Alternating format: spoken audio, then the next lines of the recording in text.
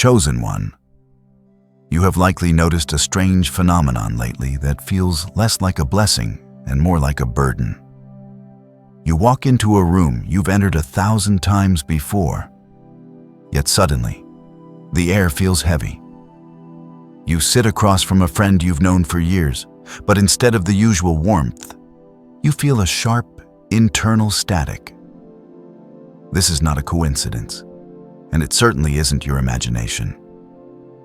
What you are experiencing is the frequency of friction. In the natural world, friction occurs when two objects move in opposite directions while staying in contact. Spiritually, the same law applies. As you lean into your calling, your spiritual frequency is accelerating. You are being upgraded for a higher purpose. However, when the people in your immediate circle refuse to grow or remain anchored in old patterns, that contact creates heat. You aren't suddenly sensitive or difficult to be around. You are simply vibrating at a level that their current spirit cannot accommodate. This friction is a divine alert, a siren from heaven letting you know that the environment which once sustained you is now beginning to stifle you. Many people, especially those with a heart for service, mistake this spiritual friction for personal anxiety. You might find yourself searching for a reason to be upset or wondering if you've done something wrong to cause the tension. You may even go to a doctor or a therapist seeking a cure for the heaviness in your chest. But you cannot medicate away a prophetic prompt. Discernment often feels like discomfort before it feels like data. It is the Holy Spirit's early warning system, alerting you that someone near you is no longer in alignment with the direction your life is headed. Discernment is not the ability to see the difference between right and wrong. It is the ability to see the difference between right and almost right. This is where the depth of your journey begins. You must understand that God often uses silence as a teaching tool during these seasons of friction. You may be praying for a loud, clear word about what to do with a specific person, but you find that heaven is quiet. This silence is not abandonment. It is an invitation to trust the internal compass God has already installed within you. He is training you to recognize the flavor of a soul. He is teaching you that if the fruit of a relationship is consistently confusion, exhaustion, and a loss of peace, you don't need a thunderclap from the sky to tell you to step back. The weight you are carrying is a signal that you are trying to carry someone into a season they haven't been invited to. You are attempting to fit a next-level version of yourself into an old version circle. When you ignore the friction, you aren't being loyal. You are being disobedient to the shift happening within you. The divine alert is calling you to realize that your peace is a boundary, not a suggestion. If someone consistently costs you your peace, they are too expensive for the version of you that God is currently building. Listen closely, chosen one, because we are moving beyond the surface level of a simple name hook. While the enemy is not original, he is strategic, and he often cloaks himself in specific spiritual archetypes that have echoed throughout history. When we speak of the J archetype, we aren't just looking at a letter on a birth certificate. We are looking at a spiritual fingerprint. From Judas to Jezebel, from Joab to Jeroboam, these names carry a historical weight of proximity without loyalty. This archetype is someone who is close enough to kiss you on the cheek, but distant enough to sell your location to those who wish to see you fail. They are the insiders who never truly converted to your cause. The hallmark of this archetype is the subtle sting found within the sugar of their words. You have likely experienced the backhanded praise that leaves you feeling more confused than celebrated. They might say they are proud of your new venture, but they immediately follow it with a concern about how much stress you're under or a reminder of someone else who tried and failed at the same thing. This is not accidental. It is a calculated effort to dampen your fire under the guise of being a protective friend. They don't want to see you burn out. They want to see you burn out just enough so that you don't outshine them. Their loyalty is to the version of you that they can control, not the version of you that God is currently magnifying. Another layer of this subtle sabotage is what I call intelligence gathering. In the biblical narrative, Joab was a commander who was incredibly close to the king. Yet he operated on his own agenda, often removing anyone who threatened his position of influence. The J in your life operates similarly. They ask deep, probing questions that feel like genuine interest or vulnerability. They want to know your software vulnerabilities, your secrets, your insecurities, and your plans for the future. However, they aren't gathering this information to pray for you or to help you build. They are collecting data to use as leverage later. This information becomes the ammunition they use to subtly diminish your confidence when you are on the verge of a breakthrough. Perhaps the most dangerous part of this archetype is their ability to mimic your language. They know your chosen one vocabulary. They know how to pray, they know which scriptures to quote, and they know how to sound spiritual while being entirely flesh-driven. They use spirituality as a camouflage for their resentment. This is the spirit of Jeroboam, who set up counterfeit altars to keep people from going to the true temple. The J archetype in your circle will often offer counterfeit counsel, advice that sounds wise and safe, but actually steers you away from the radical obedience God is asking of you. They encourage you to be balanced when God is calling you to be all in. They suggest you wait when God is saying move. You must understand that the J archetype does not always hate you. In their own broken way, they might even believe they love you. But their love is rooted in their own insecurity. They see your light, and it reminds them of the shadows they haven't dealt with in their own lives. They aren't trying to destroy you because they are evil personified. They are trying to dismantle you because your growth is a mirror that shows them their own stagnation. Recognition is your first line of defense. Once you see the pattern of subtle sabotage, the spell of their influence begins to break. You no longer have to decode their moods because you finally understand their motive. Proximity without the price of loyalty. To truly understand why it is so difficult to walk away from a toxic connection, you must understand the Delilah Blueprint. This is not a story about a woman from thousands of years ago. It is a psychological study of how spiritual and emotional sabotage actually works in the modern world. Delilah did not walk into Samson's life with a sword or a battalion of soldiers. If she had, he would have recognized the threat immediately and crushed it. Instead, she came with a lap to rest on, and a voice that sounded like a sanctuary. This is the strategy of disarming. The enemy rarely attacks your strength head-on. He studies your need for comfort and hides within it. The Delilah in your life is the one who has mastered the art of becoming part of your furniture. They have integrated themselves into your routine, your morning coffee, your late-night vent sessions, and your family traditions until you can no longer imagine your landscape without them. This strategy begins with the quiet study of your patterns. Just as Delilah asked Samson 3 times where his strength lay, the person assigned to disarm you is constantly testing your boundaries to see which ones are solid and which ones are made of paper. They observe what makes you feel guilty, what makes you feel responsible for their happiness, and what triggers your need to be a savior. They aren't just listening to your words, they are mapping your emotional architecture. Once they find your blind spot, that place where your kindness overlaps with your lack of self-worth, they set up camp. They don't take your power all at once. they nibble at it through small, consistent erosions of your time and your peace. They make their presence feel like a necessity, while making your own intuition feel like a betrayal. The most potent weapon in the Delilah Blueprint is the weaponization of history.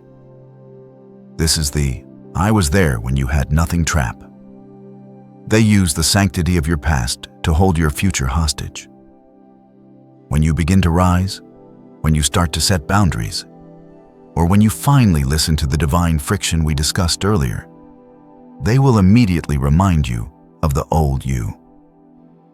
They use your history together as a leash to pull you back into a version of yourself that was smaller, weaker, and more dependent on them. This creates a massive internal conflict for a chosen one because you value loyalty. You feel that because they witnessed your pain, they have earned a permanent seat at the table of your purpose.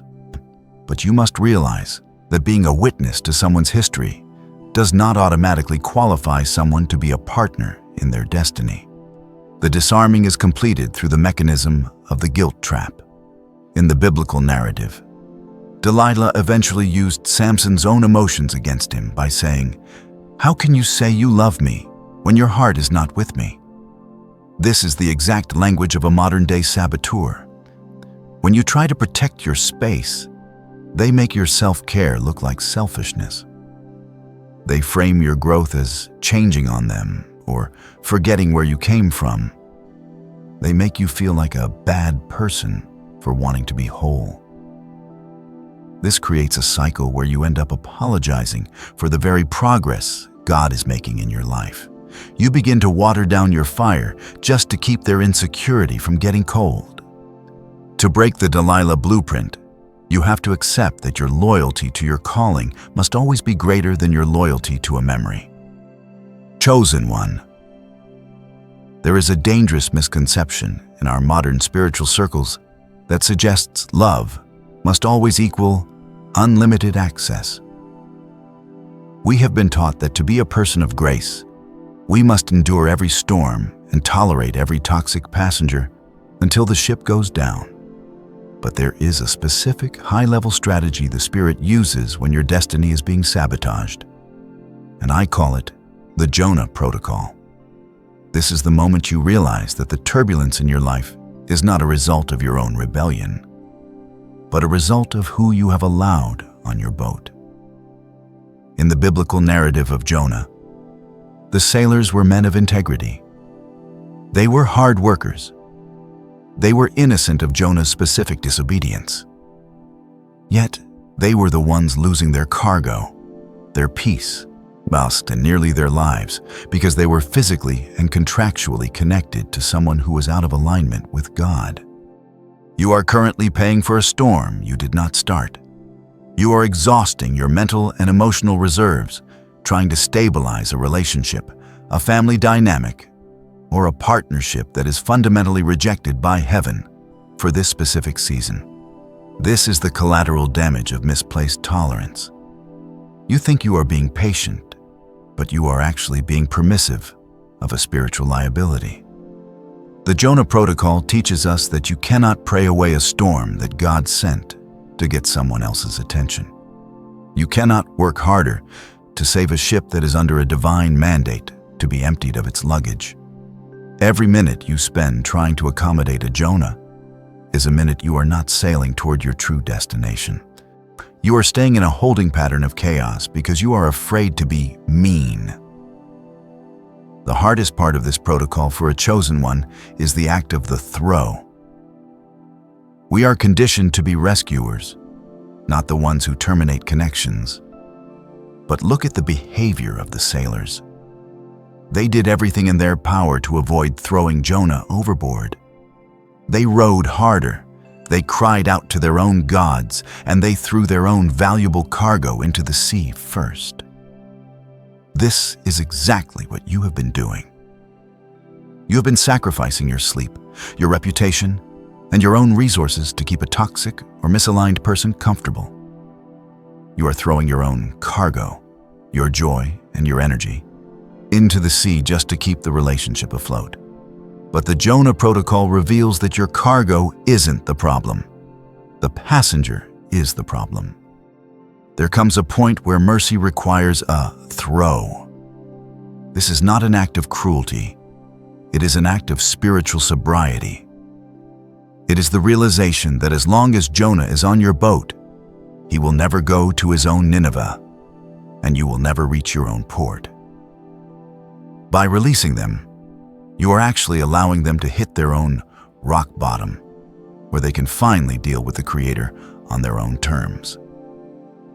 Keeping them on your boat is a form of spiritual enabling that delays their growth and destroys your peace. You are not responsible for their survival in the water. That is God's department. You are only responsible for the safety and the sanctity of the ship He entrusted to you. The most striking part of this spiritual law is the immediate atmosphere shift that follows obedience. The moment the sailors released Jonah, the sea grew calm, and it did not take 3 days of fasting or a year of processing the trauma. The peace was instantaneous because the source of the friction was removed. Chosen one, you have been wondering why your life feels like a constant, uphill battle against the wind and the waves. You have been looking for demons to cast out when you really just need to cast out a passenger. When you finally decide to choose your purpose over your politeness, you will find that the very wind that was against you suddenly fills your sails. The storm ends the moment the illegal agreement ends. Chosen one, you must understand that your relationships are more than just social contracts. They are spiritual legalities. In the unseen realm, every time you allow someone deep access to your heart, your secrets, or your time, you are essentially signing a spiritual memo of understanding. When these connections are healthy, they produce a flow of life. But when they are toxic or misaligned, they create what is known as an unhealthy soul tie. This is an invisible tether that allows someone else's emotional baggage, their stagnation, and their spirit of confusion to travel across the bridge of your connection and settle in your life. You wonder why you feel depressed after talking to them, even if the conversation was fine. It is because you are legally in the spirit, still in agreement with their atmosphere. But one of the most profound ways this tie is maintained is through the concept of emotional debt. The enemy uses people to make you feel like you owe them a permanent debt of attention or access. They remind you of their favors or their presence during your low points to keep you in a state of perpetual spiritual interest payments. You feel a sense of guilt whenever you don't answer their call or when you don't involve them in your new plans. This is not love. It is a spiritual lien against your peace. To break this tie, you must realize that if God has moved you into a new season, your account with that person has been settled by heaven. You do not owe anyone your destiny as a thank you for their past kindness. Breaking a soul tie requires you to leverage the spiritual authority of the word no. In the kingdom of God, no is not just a boundary. It is a legal divorce from dysfunction. When you say no to an unhealthy demand, you are effectively rescinding the agreement mentioned in Amos 3:3. This scripture asks, "Can two walk together except they be agreed?" When you stop agreeing with their version of you, when you stop agreeing to carry their burdens, and when you stop agreeing to be their emotional dumping ground, the legal bridge between your souls begins to crumble. You are withdrawing your consent for them to influence your frequency. This is why the friction we discussed earlier is so vital. It is the evidence that the agreement is being torn up. This process must be reflected in your physical and digital reality to be fully realized. Sanctifying your space is a prophetic act of clearing the clutter that keeps the tie active. This means more than just blocking a phone number. It means cleansing your environment of the objects, gifts, or even digital archives that trigger the debt feeling. Every time you scroll through old messages or look at a photo that triggers regret, you are essentially re-signing the contract. By deleting the thread, clearing your room, and reclaiming your quiet hours, you are telling the spirit realm that the access has been revoked. You are reclaiming the keys to your peace and changing the locks on your purpose. Finally, you must realize that a soul tie is often fueled by your own need for validation. Sometimes we stay tied to people because we are waiting for them to acknowledge how much they hurt us or how much we did for them. We are waiting for a closure that they are not equipped to give. Chosen one, your closure does not come from their apology. It comes from your own obedience to let go. When you stop waiting for them to see your value and start acting as if you already know it, the tie snaps. You no longer need them to agree that you are chosen, because the Creator has already settled the matter. Your no to them is your ultimate yes to God. Once you have followed the Jonah Protocol and severed the legalities of those toxic soul ties, you will encounter a phase that many chosen ones find more terrifying than the conflict itself. This is the vacuum. It is the sudden, ringing silence that follows the departure of a chaotic presence. You have spent so much energy managing the storm, decoding the moods of the J archetype, and defending your boundaries that when those people are finally gone, the space they occupied feels massive and cold. You must understand that this isolation is not a punishment for your obedience. It is a prerequisite for your elevation. Nature and the spirit realm both abhor a vacuum, and right now, the Most High is holding that space open so that you can finally hear a frequency that has been drowned out for years. Your own. And this is what I call the Elijah moment. After Elijah's greatest victory, he found himself in a cave, isolated and exhausted. It was only in that absolute stillness, away from the threats of Jezebel and the noise of the crowd, that he could hear the still, small voice of God. Most people never reach their next level because they are too afraid of the cave. As soon as they feel the pangs of loneliness, they rush to fill the void with a new distraction, or worse, they reach back out to the very people they just cut off. They mistake the silence for abandonment when it is actually a divine retuning. God is clearing the line of your life so that His instructions for your next assignment can come through without the static of someone else's insecurity. During this wilderness period, you will likely battle what theologians and historians call the Egypt syndrome. When the Israelites were in the desert, they began to romanticize their time in bondage. They actually said they missed the leeks and onions of Egypt. Think about the absurdity of that. They missed the food of their oppressors because the uncertainty of the desert felt harder than the certainty of the whip. You will have nights where you miss the comfort of that toxic friend or partner. You will remember the 10% of the relationship that was good and conveniently forget the 90% that was killing you. This is a mental trap designed to make you trade your promised land for a familiar prison. The desert is not meant to be your home, but it is the only place where the slave mentality can finally die, so the chosen identity can live. Your isolation is not a sign that you are unwanted. It is a sign that you are being consecrated. You cannot be set apart if you are still blended in. The test of the void is the ultimate measure of your spiritual maturity.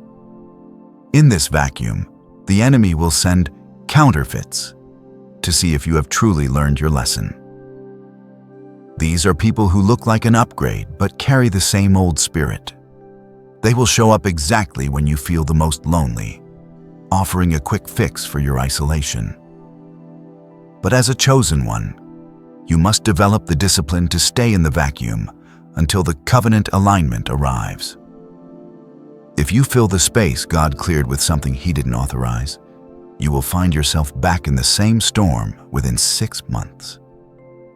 This period of isolation is teaching you that you are enough, and more importantly, that God is enough. It is the process of becoming unleashable, so that no human being can ever again hold your peace hostage. Chosen one, you have weathered the isolation of the vacuum, and now you are standing at the threshold of a new spiritual economy. One of the greatest fears the enemy uses to keep you in toxic cycles is the lie of scarcity. He whispers that if you let go of the J in your life, you will be alone forever. But the kingdom of God operates on the law of holy alignment. This law states that God will never ask you to subtract a subtraction without the intention of providing a divine addition. The vacuum you have been sitting in was not a graveyard for your social life. It was a sterile environment being prepared for the arrival of your true spiritual peers. You are moving from a season of drainage to a season of replenishment, where your connections finally echo your assignment rather than opposing it. This brings us to the Boaz and Ruth factor. In the biblical narrative, Ruth could not have met Boaz while she was still clinging to the comforts of Moab. She had to walk through the grief, the separation, and the vacuum of the journey to Bethlehem before she could ever step into the field of her future. Your Boaz, which represents the person, the mentor, or the community that will actually help you harvest your purpose, cannot find you while you are busy managing a Jonah. Alignment requires a specific seat to be empty. When you cleared that seat through your obedience, you signaled to the spirit realm that you are finally ready for the covenant-level care that God has reserved for you. You have been looking for support among people who are only equipped to handle your pain, but God is bringing in people who are equipped to handle your power. The quality of these new connections will be startlingly different from what you have known. You have been used to relationships that felt like a heavy lift, where you were always the counselor, the provider, and the emotional anchor. In this new alignment, you will find what Jonathan was to David, a friend who strengthens your hand in God. These are people who carry oil instead of vinegar. They don't react to your success with hidden resentment or subtle jabs. Instead, they see your light, and it fuels their own. They speak the language of chosenness without the dialect of competition. You will find that conversations that used to leave you drained now leave you buzzing with fresh revelation. This is the 100 times return promised in Mark 10:30. Where God replaces what was lost with something of infinitely higher spiritual value. Divine compensation is not just about having better friends. It is about the protection that comes with proper alignment. When you are surrounded by people who are in sync with your frequency, your discernment is no longer constantly being dulled by the static of someone else's drama. You become part of a spiritual phalanx, a formation where everyone's shield protects the person next to them. You will find that your prayers carry more weight and your breakthroughs happen faster because there is no longer a leak in your spiritual atmosphere. You have been trying to build a cathedral with people who only knew how to build shacks. Now, the master architect is bringing in the gold, silver, and precious stones. The people who have the capacity to carry the weight of the glory God is pouring into you. You must remain vigilant, however, not to judge these new people by the trauma of your old ones. Because you have been burned by the J archetype, you might be tempted to keep these new, healthy connections at a distance. But divine compensation requires you to open your heart again, this time with a healed perspective. These new allies aren't coming to take from you. They are coming to build with you. They are the evidence that you have passed the test of the wilderness. Your season of being the only one is ending, and your season of holy alignment is beginning. The peace you are starting to feel is the foundation for a life where your circle finally matches your calling. Now that you have received the revelation of the frequency of friction and the reality of the soul ties that have held you back, you are standing at the most critical juncture of this journey. Revelation without execution is simply entertainment. If you hear these truths, feel the resonance in your spirit, but return to your old habits of people-pleasing and boundary blurring, you will find yourself back in the same storm within 48 hours. The activation phase is where you take the legal victory you won in the spirit and enforce it in the physical world. This is not a time for passive waiting. It is a time for courageous, strategic movement. God has given you the clarity, but He will not move your feet for you. You must now prove to the heavens and the enemy that you value your peace more than your comfort. Your first step in this activation is what I call the 24-hour rule. Within the next 24 hours, you must take one tangible, physical action that confirms your decision to heaven. This is not about a long-winded confrontation or a dramatic speech. In fact, silence is often the most powerful form of execution. This action might be muting a specific notification, declining an invitation that you know will drain your spirit, or finally deleting that archive of messages that keeps you tethered to the past. By doing this, you are telling your subconscious and the spirit realm that the old version of you is officially offline. You are breaking the rhythm of the sabotage and creating a new pattern of protection. Do not wait until you feel ready. Feelings follow obedience. As you move into this new level of spiritual authority, you must adopt the practice of the covenant prayer. This is not a prayer of begging or pleading with God to fix a situation. It is a prayer of declaration and enforcement. You stand in your identity as a chosen one, and you speak to the atmosphere. You declare that every illegal access point to your mind and your heart is now sealed by the blood of the covenant. You command every spirit of confusion, every archetype, and every lingering soul tie to pack its bags and leave your territory. When you pray with this level of authority, you aren't just talking to God. You are speaking to the mountain. You will feel a shift in the weight on your shoulders because you are finally using the keys of the kingdom that were entrusted to you. You must also prepare yourself for the pushback. Whenever a chosen one moves from revelation to execution, the enemy will try to re-recruit you through a sudden crisis or a fake display of vulnerability from the person you are distancing yourself from. This is the final test of your resolve. Do not fall for the emergency that requires your immediate attention. Your peace is a boundary, and that boundary must be non-negotiable. If you break your boundary for their convenience, you are telling the universe that your purpose is for sale. Stay steady in your no. Walk forward in the confidence that you are not being selfish. You are being surrendered to the highest will for your life.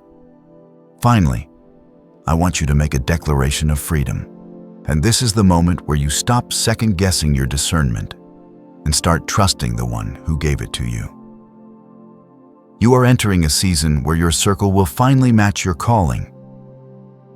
But that alignment begins with your single, courageous yes to God. The Lord is not finished with you. He is just getting started. He is rebuilding you, restoring what was lost, and preparing you for a joy that is not dependent on anyone else's approval. You have been released, you have been redeemed, and you are now being repositioned for the greatest harvest of your life. Walk forward in peace, walk forward in power, and stay free forever.